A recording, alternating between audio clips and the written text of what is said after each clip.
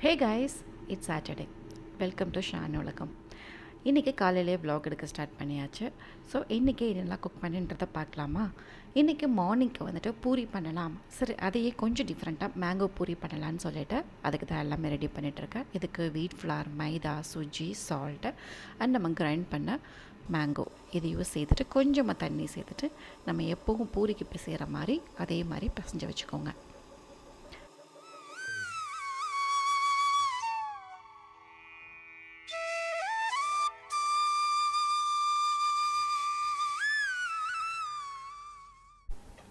இப்போ ரீசெண்ட் டேஸாக ஒரு டயலாக் இருக்குது. குக்கிங் தெரிஞ்சதுனால சமையல் கட்டிலே இருக்கணும்னு அவசியம் இல்லை, நம்மளையும் கொஞ்சம் பார்த்துக்கணுங்க.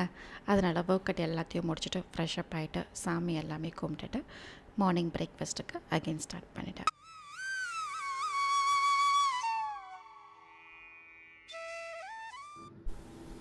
ஸோ பூரிக்கு சைட் டிஷ் பார்த்திங்கன்னா மஷ்ரூம் இருந்தது. மஷ்ரூம் வச்சு ஒரு கிரேவி பண்ணிடலான்னு சொல்லிவிட்டு இந்த மாதிரி ஒரு bottle jeera seeds, fennel seeds, onion, அதுக்கப்புறமா கார்லிக்கை வந்துட்டு கொஞ்சமாக தட்டி அதில் சேர்த்துட்டு நல்லா சோட்டே பண்ணிக்கோங்க.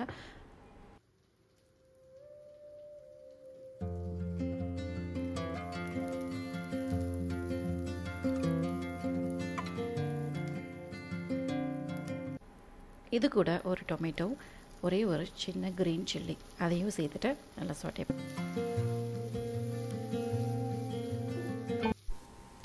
எனக்கு இந்த மாதிரி குட்டி குட்டி மஷ்ரூம் தான் கிடச்சிது. ஸோ பெரிய மஷ்ரூம் ரொம்பவே காஸ்ட்லியாக இருந்தது. அதனால் அந்த குட்டி மஷ்ரூமே ஓகே, க்யூட்டாக இருக்குல்ல. ஸோ அதனால் இதையே வாங்கிட்டு வந்துட்டேன். ஸோ மஷ்ரூமை ஆட் பண்ணிவிட்டு இந்த டைம் வந்து நான் தண்ணியே சேர்க்காமல் அதை வந்து குக் பண்ண போகிறேன். லாஸ்ட் டைம் வந்துட்டு தண்ணி சேர்த்து கொஞ்சம் நான் மிஸ்டேக் பண்ணிவிட்டேன். ஸோ இந்த டைம் தண்ணியே சேர்க்காமல் குக் பண்ணிடலாம். ஸோ பூரிக்கு நம்ம வந்துட்டு இதை உருட்டி எடுத்துக்கலாம்.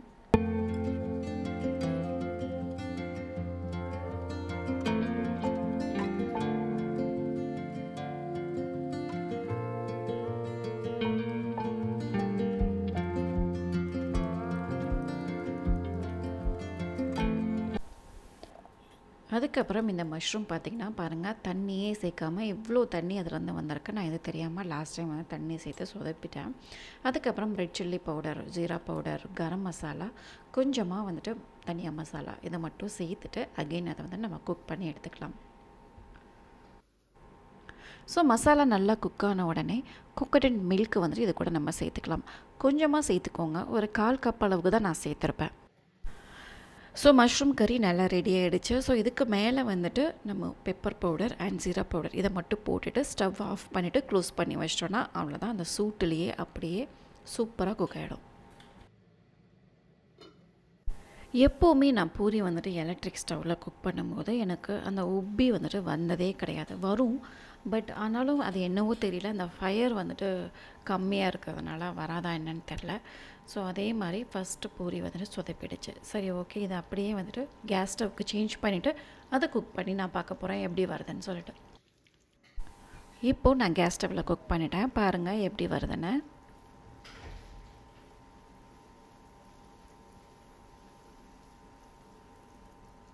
நல்லா அழகாக சூப்பராக குக் ஆகி வருதில்ல. ஸோ இது எப்போவுமே எனக்கு எலக்ட்ரிக் ஸ்டவ்வில் வந்ததே கிடையாது.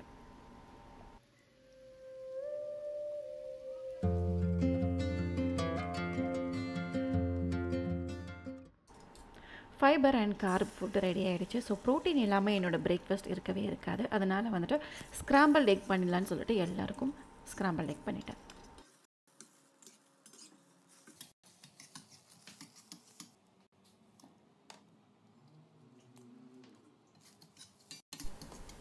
ஸ்க்ராம்பிள்டு எக், மஷ்ரூம் கறி, மேங்கோ பூரி, பிரேக்ஃபாஸ்ட் சூப்பராக ரெடி ஆகிடுச்சு. இன்றைக்கி ஹைபிஸ்கஸ் பார்த்தோன்னே சரி இதை வச்சு நம்ம ஒரு ரசம் பண்ணலான்னு சொல்லிவிட்டு அதுக்கான இதுதான் நான் வந்துட்டு பண்ண போகிறேன். அதுக்கு இந்த மாதிரி பூண்டு, சின்ன வெங்காயம், சீரகம், அதுக்கப்புறமா ரெட் சில்லி, பெப்பர் இது எல்லாத்தையும் சேர்த்து நல்லா இந்த மாதிரி அரைச்சிக்கோங்க. நீங்கள் மிக்சியில் கூட அரைக்கலாம். அதுக்கப்புறம் இது நல்லா அரைச்ச உடனே இது கூட அந்த ஃப்ளவரையும் சேர்த்து நம்ம வந்துட்டு அரைச்சி எடுத்துக்கலாம். இந்த ஹைபிஸ்கஸ் நமக்கு எதுக்கு யூஸ் ஆகும்னா, நல்ல இம்யூனிட்டி பவர் இன்க்ரீஸ் பண்ணுறதுக்கும் டைஜஷனுக்கும் ரொம்ப நல்லது. நீங்கள் ஒரு தடவை ட்ரை பண்ணி பாருங்கள், உங்களுக்கும் இந்த ரசம் வந்துட்டு கண்டிப்பாக பிடிக்கும். அதுக்கப்புறம் மட்டன் சுக்கா பண்ணலான்னு சொல்லிட்டு அதுக்கு இந்த மாதிரி ஒரு பாத்திரத்தில் வந்துட்டு சோம்பு, சீரகம், கடுகு, உளுந்தம்பருப்பு அதெல்லாமே ஆட் பண்ணிக்கோங்க. அதுக்கப்புறம் வெங்காயம் இதையும் சேர்த்துட்டு நல்லா சாட்டே பண்ணிக்கோங்க. இந்த மட்டன் சுக்காக்கு நீங்கள் எந்த அளவுக்கு ஆனியன் சேர்க்குறீங்களோ அந்த அளவுக்கு டேஸ்ட்டாகவும் இருக்கும். ஸோ இதை வந்துட்டு நம்ம சால்ட்டு சேர்த்துட்டு நல்லா சாட்டே பண்ணிக்கலாம். ஸோ அது ரெடி ஆகிற டைமில் நம்ம ரசமும் வச்சு முடிச்சிடலாம். அதுக்கு இந்த மாதிரி ஒரு பாத்திரத்தில் நல்லெண்ணெய் தான் நான் வந்துட்டு இதுக்கும் யூஸ் பண்ணுறேன்.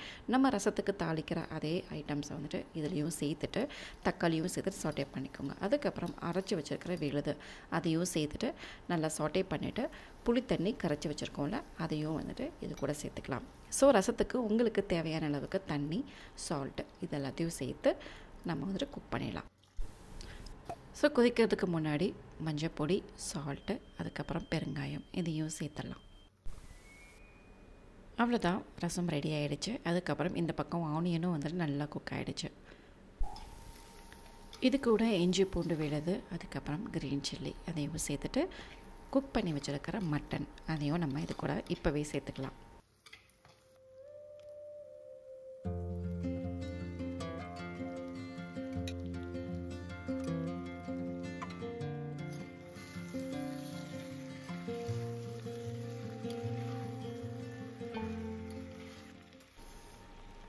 மட்டன் செய்ததுக்கப்புறமா ஒரே ஒரு டொமேட்டோ. ஜென்ரலாக மட்டன் சுக்காக்கு வந்துட்டு சில ஐட்டம்ஸ்லாம் அரைச்சி ஊற்றுவாங்க. ஸோ அதெல்லாம் நான் வந்துட்டு இன்றைக்கி சேர்க்கல. Red chilli powder, turmeric powder, salt இது மட்டும் தான் சேர்த்துருக்கேன். கொஞ்சமாக தண்ணி ஊற்றிட்டு ஸோ அந்த மசாலா வந்துட்டு பச்சை வாசனை போகிற அளவுக்கு நம்ம வந்துட்டு குக் பண்ணி எடுத்துக்கணும். ஸோ மசாலா எல்லாமே நல்லா குக் ஆனோடனே பெப்பர் பவுடர் அது மேலே வந்துட்டு தூவி விட்டுக்கோங்க. அவ்வளோதான், கறி லீவ்ஸ், கொத்தமல்லி இதெல்லாம் சேர்த்திங்கன்னா ஈஸியான மட்டன் சுக்கா ரெடி.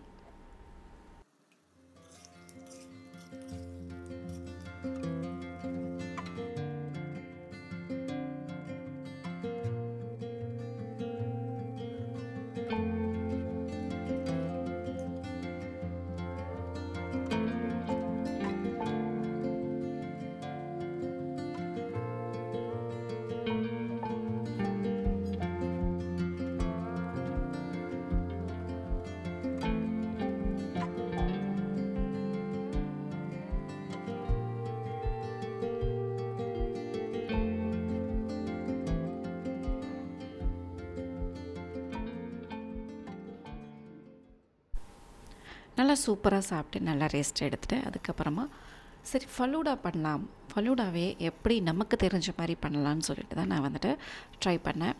அதுக்கு சேமியா வந்துட்டு நெய்யில் லைட்டாக வறுத்துக்கிட்டேன். அதுக்கப்புறமா மில்க் ஊற்றிட்டு இதில் வந்துட்டு என்கிட்ட ஹனி இல்லைனா ஹனி நெய் சேர்த்துருப்பேன். அதனால் சுகர் வந்துட்டு ஆட் பண்ணியிருக்கேன். சுகர் சேர்த்துட்டு நல்லா நம்ம இதை கொதிக்க விட்டுக்கலாம்.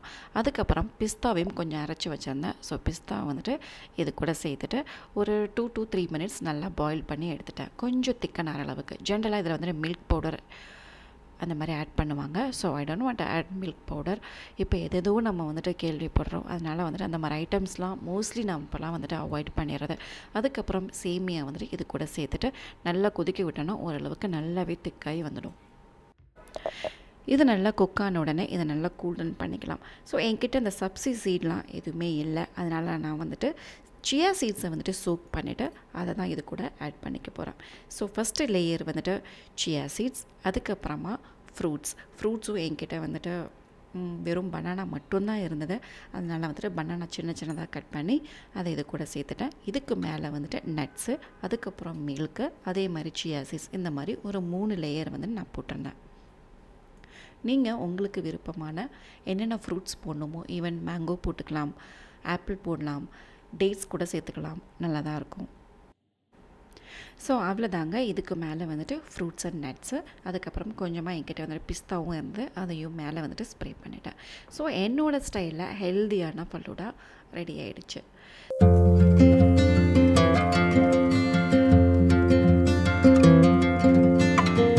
ஸோ நீங்கள் எனக்கு சொல்லுங்கள், ஹைபிஸ்கஸ் ரசம், இந்த ஃபலூடா, அப்புறம் மேங்கோ பூரி இதெல்லாம் எப்படி இருந்தது எனக்கு கமெண்ட்டில் சொல்லுங்கள். உங்களுக்கு என்னோடய வீடியோ பிடிச்சிருந்ததுன்னா லைக் பண்ணுங்கள், சப்ஸ்கிரைப் பண்ணுங்கள் guys. Thank you. See you. Bye.